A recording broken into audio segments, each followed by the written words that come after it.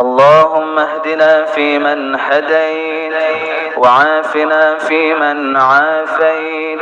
وتولنا فيمن توليت، وبارك لنا فيما أعطيت، وقنا واصرف عنا برحمتك شر ما قضيت، فإنك تقضي ولا يقضى عليك، وإنه لا يذل من واليت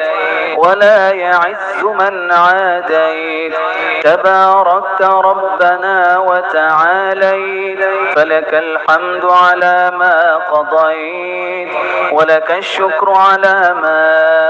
أعطيت. نستغفرك اللهم من الذنوب والخطايا ونتوب إليك، وصلى الله على سيدنا محمد